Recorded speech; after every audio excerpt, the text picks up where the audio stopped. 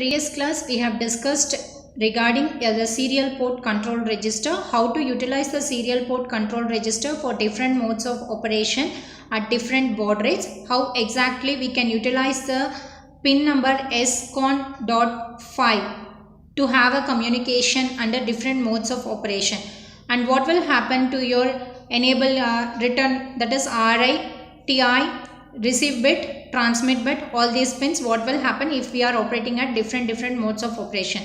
All these topics we have discussed in the previous session. In this session we are going to see the serial buffer register. The serial buffer register is important when we wanted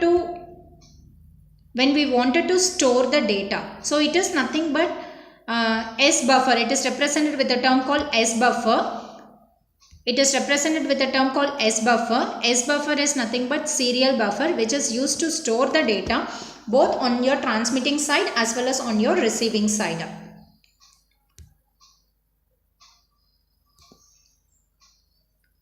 So now what is meant by a serial buffer? Serial buffer, it is a register. It is a register that is represented with S buffer.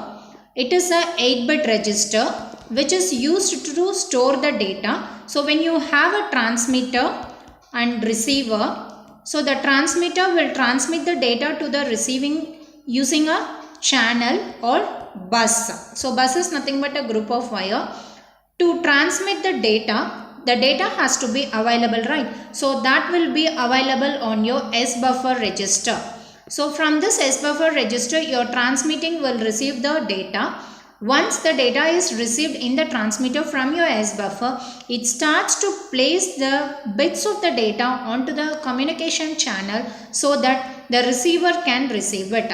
Once the receiver receives the data, it tries to put the data onto your same S buffer register, not the same S buffer register. On your receiving side also, you will be having a S buffer register where it is required to store the received data from your transmitter. So this is how your S buffer register is working. So it holds, your S buffer is nothing but it is a 8-bit register that holds your byte of data. So I will show some examples how you have to use that S buffer register. So S buffer register means SUB, right? So if I wanted to store the data R in S buffer register, what instruction I have to use is move. That is MOV, it is your data transfer instruction. I am going to store the data in S buffer. So move S buffer, comma. I know what data to be stored. So I can use it as a immediate addressing mode. The data to be stored is R. Since R is nothing but your ASCII, I can put a code. I can put R over here. So if I wanted to represent any ASCII code, I have to use this particular instruction. So otherwise, suppose if I wanted to add a hexadecimal data corresponding to this R, what I can do is I can give move S buffer, comma, hash 44H. If I wanted to use a hexadecimal data to be stored onto this S buffer register. Suppose if I want to store an ASCII D, I have to use the instruction move. Move is the data transfer instruction that has to be used for moving the data from your source to destination. S buffer, comma, hash D. Because D is ASCII, so I am going to use like this. Suppose if I wanted to copy the content of your accumulator to S buffer register. You consider I wanted to copy the content of your accumulator to your S buffer register. So for that, what I need to use is move. I wanted here accumulator is your source and S buffer is your destination. So I have to use the instruction MOV. MOV, it is the data transfer. You wanted to transfer the data from source to destination.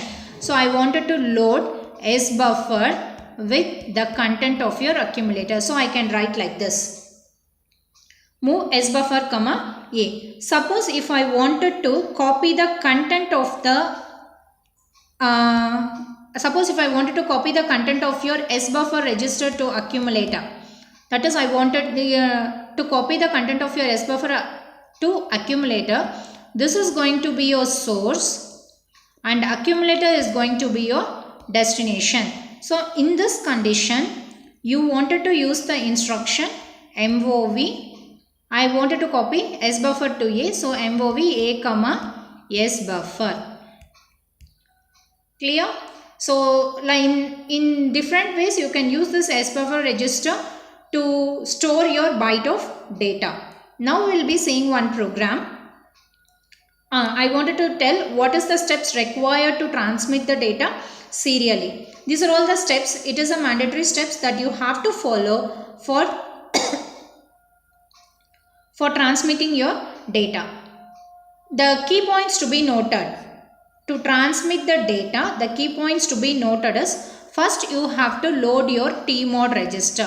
Why? TMOD is nothing but it is your 8-bit register that is meant for to assign the modes of operation, that is timer modes of operation.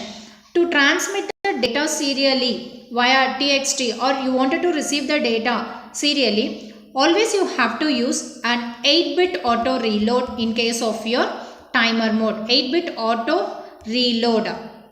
Why I want to use an 8-bit auto reload? In the sense, for example, in a railway station or in an airport, you might have seen, so the particular train number is going to arrive at so and so time and it is going to get depart. So that information is common and it has to display it continuously for every 10 seconds or for every 20 seconds, like that. So when you cannot load the data again and again. So suppose if you are loading the data again and again, the time taken to process the instruction is going to increase. For that, what you can do is you can select the timing mode where the data will be loaded automatically. So in that sense, we are going to prefer 8-bit auto reload, and we need to set the baud rate. So the first step is you have to load your TMOD register with the 8-bit auto reload, that is mode 3 operation in case of your timer, and also you have to set your baud rate. So at what timings, at what is the how many bits of information can be transferred at a time. So that will be defined with the help of your baud rate. So TMOD, it is a register. You need to load it with the mode 3 operation. Why? Because you have to use mode 3 operation in the sense, mode 3 operation in a timer, it is a 8-bit. I will show the TMOD register configuration.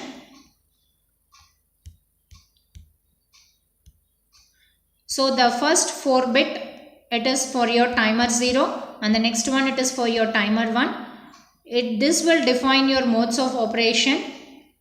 For timer 1, it is going to define the modes of operation. Okay, and this will define whether it is going to operate as a counter or timer. Here also it is defined the counter or timer, and the last one, it is going to be operated with a gate signal. Whether you are going to operate the timer by means of your hardware or software.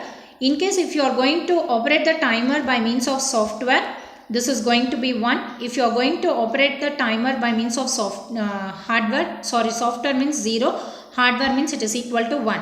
And C bar, T bar. So C is your counter and T is your timer.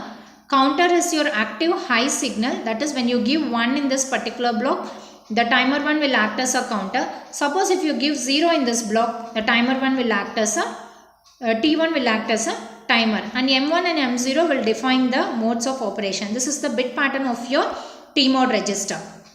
So in this bit pattern, you have to load the value of TMOD in such a way that I wanted to operate at 8-bit auto reload. 8-bit auto reload is nothing but it is your mode 3.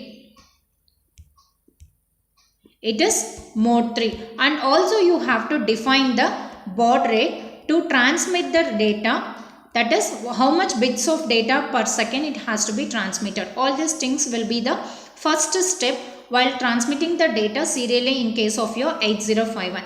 The next one is I need to load the data. Suppose if I have used T1, that is timer 1, I have to load this particular T1 with some data, that is TH. I have to load it with the baud rate so that it will maintain certain time period. Then I have to use SCON register. SCON means it is a serial port control register where we will be defining the modes of operation, that is whether we are going to operate it with the 8-bit UART, 8-bit UART with a 12 baud rate or a 64 baud rate or 32 baud rate, or with a variable baud rate. All these things will be defined in this SCON register.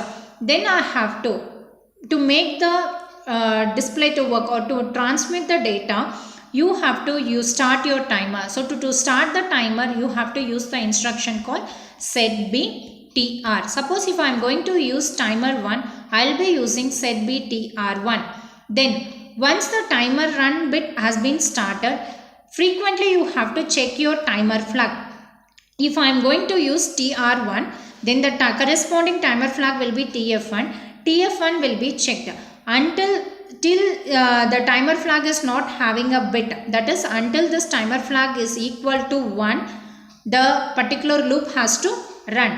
Once the timer flag is set, once the timer flag TF1 is set, you need to come out of the loop and you have to clear your timer run bit and clear your timer flag. Then you have to go back and you need to repeat it from step 5. That is, again and again, if it has to repeat the instruction, then you have to go back to step number 5. This is how you can transmit the data serially in case of your 8051 microcontroller. In the next class, I will be discussing how to write a program to transmit the data serially in 8051. Thank you, students.